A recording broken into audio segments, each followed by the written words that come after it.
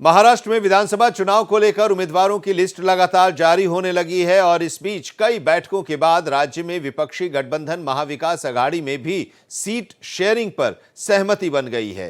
इसके बाद कांग्रेस, एनसीपी शरद पवार और शिवसेना यूबीटी ने बुधवार को 85 सीटों पर चुनाव लड़ने की घोषणा की। 270 सीटों पर जो फॉर्मूला सामने आया है उसमें 255 सीटों की घोषणा हो गई है, यानी 15 सीटों पर अभी फैसला होना बाकी है। एमवीए के 3 दलों में 15 सीटों पर अभी चर्चा जारी है, जबकि 18 सीटें गठबंधन के अन्य सहयोगी दलों के लिए छोड़ी गई हैं। महाराष्ट्र में महाविकास अघाड़ी में सीटों का बंटवारा हो गया है। कांग्रेस, एनसीपी, शरद पवार गुट और शिवसेना उद्धव ठाकरे गुट की बैठक में सीटों के समझौते पर आखिरी मोहर लग गई है। तीनों पार्टियों ने 85 सीटों पर चुनाव लड़ने का फैसला किया है। बाकी 18 सीटें क्षेत्रीय पार्टियों के साथ अलायंस के लिए रखी गई हैं।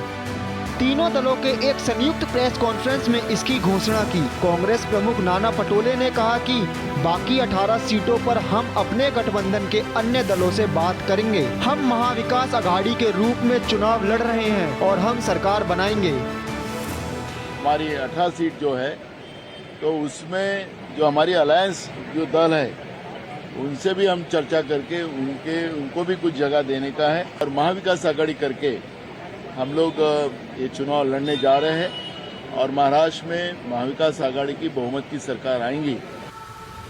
बीते कई दिनों से सीट बंटवारे को लेकर महाविकास अघाड़ी की बातचीत नतीजे पर पहुंच गई। महाराष्ट्र में विधानसभा की कुल 288 सीटें हैं। उद्धव ठाकरे, शरद पवार और कांग्रेस के बीच 270 सीटों पर समझौता हुआ है। बाकी 18 सीटें अन्य सहयोगी दलों को मिलेंगी।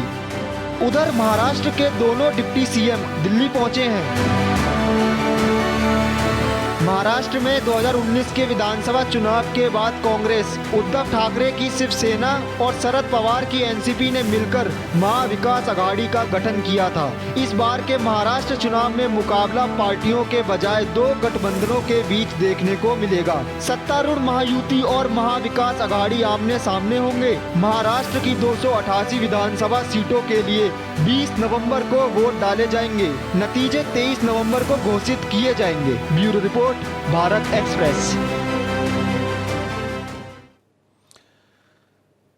और चलिए रुक करते हैं मुंबई का। हमारे संवाददाता अभिषेक पांडे इस वक्त हमारे साथ जुड़े हुए हैं। अभिषेक, बैठकों का दौर लगातार जारी रहा, चाहे वो महायुति की बात हो या महाविकास अघाड़ी की बात हो। मुंबई से लेकर दिल्ली तक बैठकों का दौर जारी रहा और ये भी बात सामने आई कि सहमति बन गई है दोनों तरफ से और एक फॉर्मूला सामने आया है। लेकिन इसके बावजूद अभी कुछ सीटें ऐसी हैं जिस पर दोनों तरफ से अभी भी जिच बनी हुई है। क्या इसीलिए महायुति में बातचीत करने के लिए आ रहे हैं दिल्ली तीनों नेता?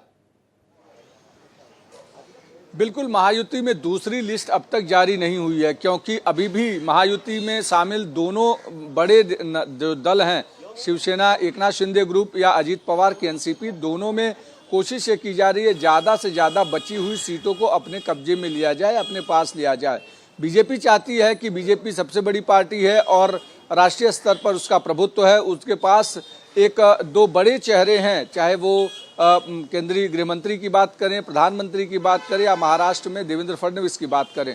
तो इन तीनों के चेहरे पर महाराष्ट्र में अच्छा मार्जिन लाया जा सकता है, इसलिए बीजेपी ज़्यादा से ज़्यादा सीटों को लेने के पक्ष में है। अब तक करीब 105 सीटें अनाउंस नहीं हुई है और उसी में कोशिश की जा रही है कि ज़्यादा से ज़्यादा हर पार्टी अपनी तरफ सीट लेने की कोशिश कर रही है।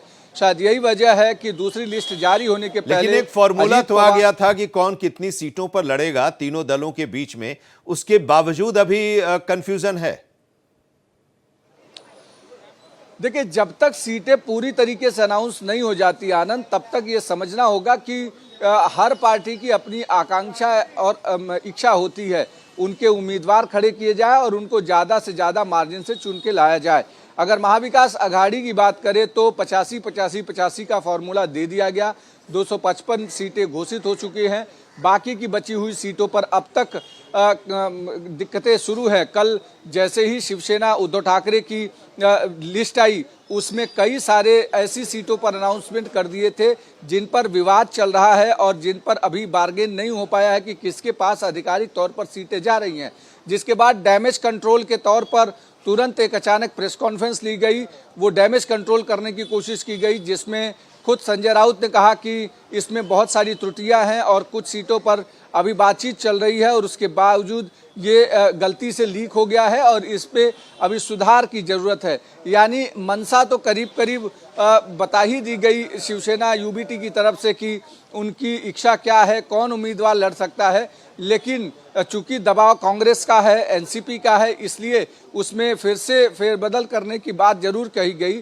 कन्फ्यूजन वहाँ पर भी है, कन्फ्यूजन यहाँ पर भी है। दोनों ही तरफ हर पार्टी को लगता है कि ज्यादा से ज्यादा सीटें उनके कब्जे में आए। एक चीज और, समाजवादी पार्टी जो 18 सीटें दूसरों के लिए छोड़ी गई हैं एमवीए में, क्या उसमें समाजवादी पार्टी है या उसमें शामिल हो सकती है समाजवादी पार्टी?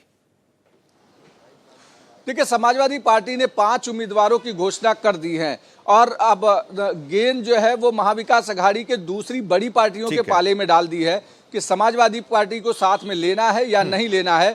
कल देर शाम जब समाजवादी पार्टी के कई बड़े नेताओं से हमारी बात हुई तो उन्होंने साफ कर दिया कि अगर समाजवादी पार्टी को नहीं लेते हैं या गठबंधन टूटता है तो ऐसे में 10 उम्मीदवार और भी समाजवादी पार्टी के हैं जो खड़े किए जाएंगे, जिसमें अकोला से लेकर के तुलजापुर और दूसरी जगहों पर उम्मीदवार होंगे। मुंबई में 1-2 सीटें और समाजवादी पार्टी लड़ेगी। तो इसका नुकसान सीधे तौर पर वो महाविकास अघाड़ी को उठाना पड़ेगा, क्योंकि मुस्लिम वोट बैंक में जो अब तक महाविकास अघाड़ी जिसको कॉपीराइट समझ रही थी, उसमें समाजवादी पार्टी सेंधमारी जरूर करेगी, क्योंकि अखिलेश यादव की अगर सभा हुई तो उसका असर दिखेगा। ठीक है, अब आज का दिन काफी अहम है, चाहे वो महायुति की बात हो या एमवीए की बात हो। आज करीब करीब फाइनल हो जाएगा, तस्वीरें साफ हो जाएंगी, कौन कितनी सीट पर लड़ेगा और फिर बाकी बचे सीटों के लिए अपने उम्मीदवारों के नामों का ऐलान भी पार्टियां कर देंगी। बहुत बहुत शुक्रिया, आपसे आगे भी जानकारी लेते रहेंगे अभिषेक।